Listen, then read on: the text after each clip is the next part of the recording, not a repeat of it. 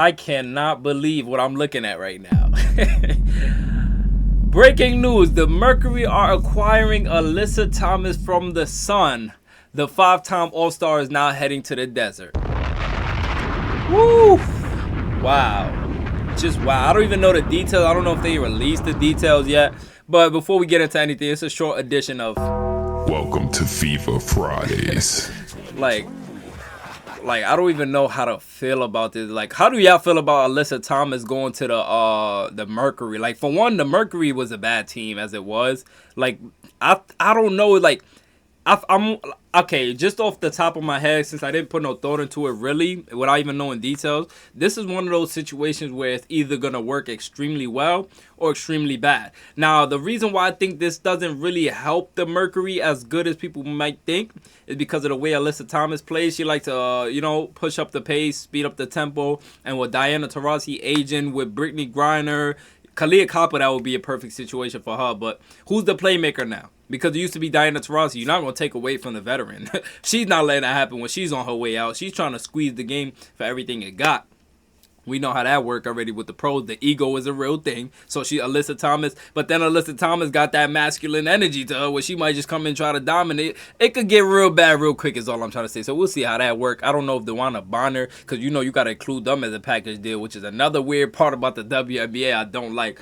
Like, why are we being professional or are we like dealing with like a relationship? Like, me personally, if I'm an owner, if I want you for your talent, I don't care what your partner does. I'm here for you. Either you come in here to work with me, but then it's like politics. It's that, like, I don't understand it. But this page posted this on January 26th and said the Phoenix is, it said rumors, the Phoenix is allegedly seeking out Alyssa Thomas and Wnba. How did you know 2 days beforehand? Like, who is this Annie Room page? Like, I need answers. You know what I'm saying? Like, whoa, watch it. Okay, yeah.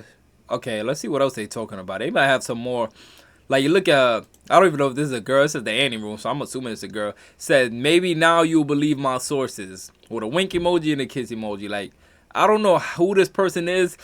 Like, this is how we all feel right now. Who are you? Like, how did you break the news? Do you have some Fever news to break? Like, any rumors for the Fevers? We would love to know. Wait, the Indiana Fever is not expected to re-sign Erica Wheeler. They are supposedly looking for a backup PG in free agency currently. As of right now, I have no name. Okay. We kind of knew E-Weezy wasn't coming back to the Fever. But, any more Fever news? Kelsey Mitchell is expected to stay with the Fever. Okay. Hey, I'm taking this page. They 1-for-1 so far. And until they get proven wrong, I'm riding with the Annie Room. You know what I'm saying? T/rumors. Kelsey Mitchell is expected to stay with the Fever, despite some very minor rumors suggesting she could be involved in the trade and/or is unhappy with the organization, which I don't think Kelsey Mitchell is.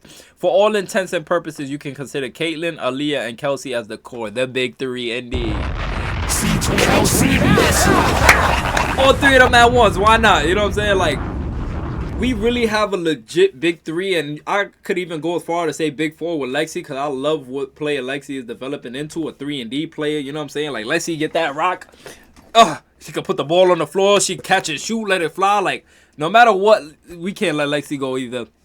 But I could have sworn Alyssa Thomas was cord when we was looking at it the other day. But I did want to talk about this, okay? So my brother Van Shade posted this picture, and he said odds to win it all via ESPN Bet. Now, keep in mind, the Connecticut Sun was a plus 1,200 with the intent of having Alyssa Thomas and Wnba and Marina Mabry, DJ and all of them, right? I want to know what their odds are with Alyssa Thomas now departing the Sun. The Fever is a plus 900. Now, I'm not encouraging nobody to gamble, but that is decent odds for the Fevers. You know what I'm saying?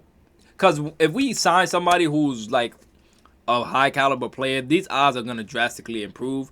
But I would take these. I might have to take these odds. You know what I'm saying? I ain't really a big bettor though, but I might take these odds. Look at it as an investment, because I do think the Fever's winning this year. Man, might be a little delusional, might not. Who knows? All right, I do want to go over this too. Start, bench, or cut. We got Juju.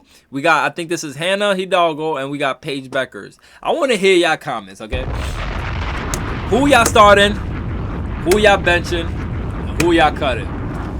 Me personally, I'm starting Juju. And then keep in mind, I don't watch none of these three consistently. I'm just going off of what I've seen. You know what I'm saying? Because I don't tune into games here and there. Like, I don't watch, I think, a couple Juju games, a couple Hannah games, a couple Page games. But if I'm picking up the top of my, I'm going starting Juju. I'm benching Hannah and I'm cutting Paige. And listen, I know Paige got a lot of supporters out there. Listen, I apologize if that struck you the wrong way. You know, it's not my intent to, it's just my opinion. So I'm not really apologizing for my opinion. I'm just apologizing if, I'm not even apologizing. I ain't gonna lie. I'm trying to be professional. Hey, that's my three, bro. You know what I'm saying? Like, come on now. Nike CEO. We had Caitlin Clark here today. She was in yesterday working on her signature shoe that will launch. And we're working on her logo and her design of her shoe. C22. Man, I cannot wait till them C22s drops. I'm getting me a pair instantly.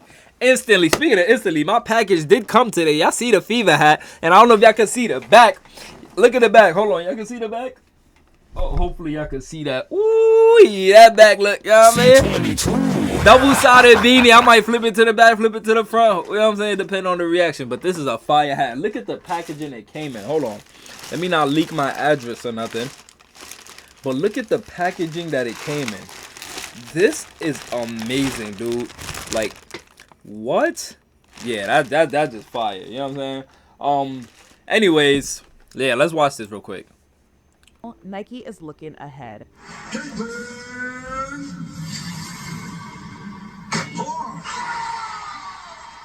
We had Caitlin Clark here today. Caitlin Clark this morning. I think you saw that. Wow. So she was in yesterday working on her signature shoe that will launch, and we're working on her logo and her design of her logo. She signed an 8-year, $28 million endorsement deal with Nike in April of last year, making it the largest sponsorship contract for a women's basketball player. What was the motivation behind that, and what impact do you think it'll have on women's sports, certainly on the WNBA? When we were running just basketball, we never got to the women's opportunity. But by having this small team that's focused on women's basketball, it unlocked, we believe, opportunities for the game of basketball, but also in product. It becomes an opportunity to grow the overall marketplace by inviting more and more girls into the world of sport. It is an area that we'll continue to invest in, and we see tremendous momentum right now. I cannot wait for the C22 to drop. Shout out to Caitlin for those. Shout out to Nike actually, you know, coming out with some kind of news. Like, yes, we working on it. Yes, she was in today. Like, she was at the headquarters, and now they're having another conversation. So things is going. All right, how it started versus how it's going. Alyssa Thomas is headed to Phoenix. So you got Kalia Copper posted on her story. I just finished my workout, and I heard it's Burrito Tuesday. At free agents, this could be you. So this is her way of recruiting. In the next slide, you have breaking: the Phoenix Mercury are acquiring Alyssa Thomas from the Connecticut Sun. Sources told ESPN Thomas, a perennial MVP candidate, spent her entire career in Connecticut up to this point. She was cored by the team, meaning she could only leave via trade. Yeah. You know what I'm saying? This is how I feel. This is how we all feel right now, to be honest. Where's the Fever news? LOL. I'm getting impatient. I want to feel something. Now, I'm not VJ. I'm not, you know what I'm saying? I would definitely put a pause after this. Like, this is insane to, like, I want to feel something. It's diabolical. You know what I'm saying, by the way? Hey, we got to be a little immature on here sometimes. You know what I'm saying? Caitlin Clark gets her jersey retired from the University of Iowa this weekend. C22. Look at prospects. Gonna be the puller. It says gonna be the priciest ticket for Iowa hoops all season. Like, that's crazy. The fact that a jersey retirement is gonna cost more than actual game tickets. Marina Mabry right now. Yo, think about this for a second, right? You get traded to the Connecticut Sun. You have an insane career after that, like a career year after that, right? Everybody leaves. Like, that gotta hurt. You know what I'm saying? Especially she was over there celebrating. She was talking, trash talking, all types of stuff. So I'm here for it. You know what I'm saying? Marina, she stuck it to her. So it is what it is with her. You know what I mean? All right, let's move on. They said you can't post a random picture and expect people to understand it. And then somebody went and replied and posted this picture right here. Look at Kaylin's face. Look at, Katie Lou's face. Look at Tammy's face. Yo. People do not understand as fans how it felt to survive the Christy Sods experiment. The Christy Sods experiment will go down as a domestic terrorist act. I don't care what, Christy Sods was single-handedly a terrorist to this organization. She literally tried to, kill Caitlin's confidence. The damage she could have done could have lasted a long time if the front office didn't step in and change the president. And get a new president, get a new, fix around the edges. And then keep in mind, I want to touch on this too with Marina Mabrey. Not only did the players leave, well, Alyssa Thomas left, and I'm assuming DeWanna's going to leave. And keep in mind, Stephanie White left, and she took all her coaching assistants with her. So this whole situation that Marina walked into is completely different now. We got Keith Porter. I can't wait for this season to start. 95 days. And Kelsey Missile. 30-piece with the Shaanxi Flame. 5 3-point made, 7 assists. Kelsey Mitchell just continues to dominate, dude. She's not stopping. She's getting warmed up for the season. She's going to come into the season and light the league on fire the same way her and Caitlin did the first time. You know what I mean? All right, we got Priceless talking about Caitlin Clark has so many people fooled thinking all rookies will come in the league balling. If this ain't the realest tweet, I don't know what is. I didn't even think about it until she said it. Think about it. Caitlin Clark came in and set the standard and made it, show people that it's possible to come in and dominate. But nobody will come in and dominate the way Caitlin did. For one, nobody has the talent of Caitlin Clark. I'm sorry if, I'm not sorry. Nobody is as good as Caitlin Clark. We're talking about the best player to ever touch a basketball all time. I could include accolades with all the people that came before her. Cool. But who has ever done what she's done on the floor? Let's stop. Let's not act stupid. A lot of people like to use accolades against somebody who just started.